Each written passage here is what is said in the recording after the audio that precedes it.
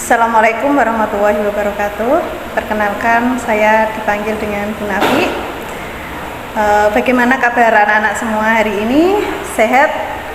Di sini kita akan belajar tentang bab pertama, yaitu bab munakahat atau melanjutkan bab selanjutnya ya. Di sini apakah kalian tahu bab munakahat itu seperti apa? Bab munakahat adalah bab pernikahan yang kalian itu harus tahu. Karena apa? Nanti kalian pasti akan melaksanakannya.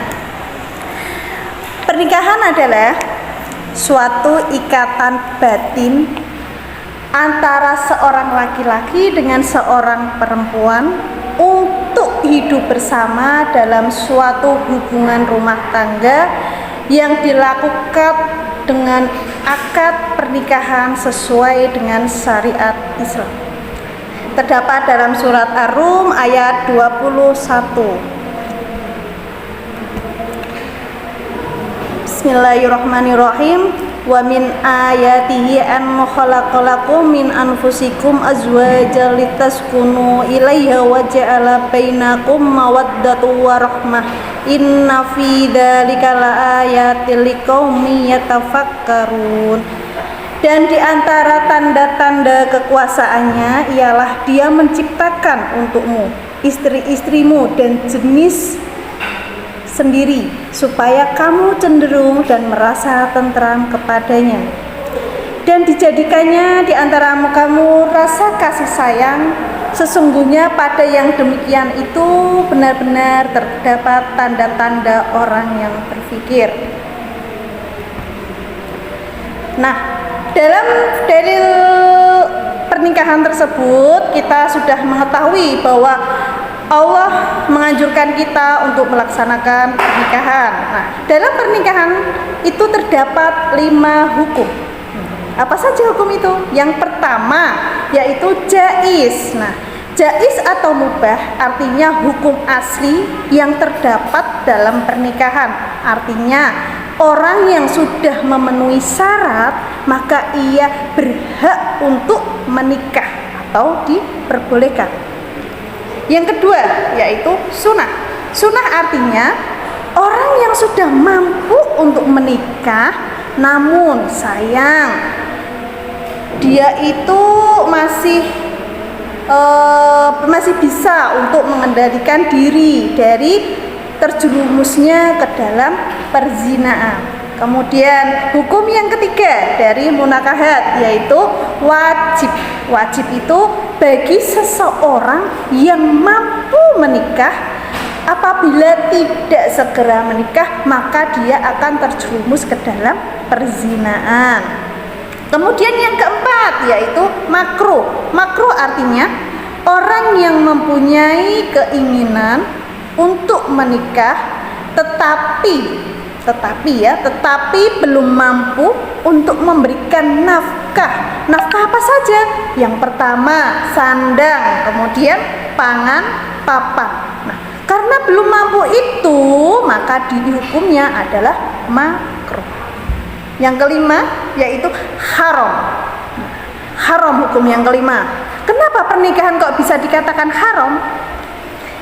Haram yaitu orang yang melakukan pernikahan tetapi mempunyai niat atau maksud untuk menjahati atau menzalimi kepada calon istrinya, maka itu hukumnya haram.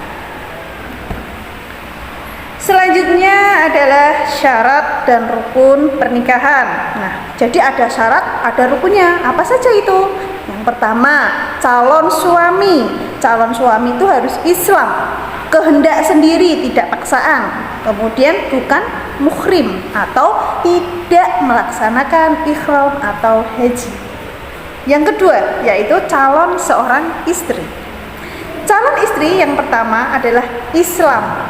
Kemudian tidak dipaksa, kemudian bukan muhrim, tidak bersuami. Kalau yang tadi yang bersuami kan tidak ada keterangan tidak bersuami, tapi khusus untuk yang perempuan itu tidak bersuami. Kemudian tidak masa haid, tidak waktu ihram atau haji.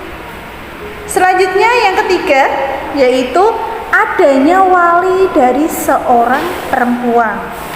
Wali tersebut mempunyai syarat. Syaratnya adalah mukhalaf.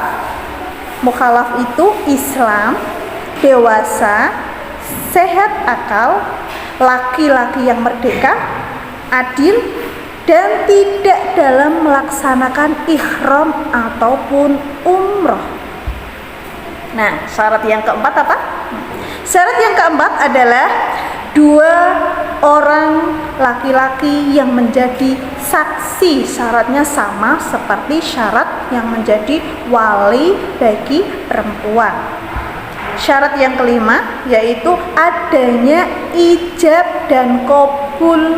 Nah, dengan kata-kata nikah atau yang semakna dengan itu berurutan dengan ijab atau qabul.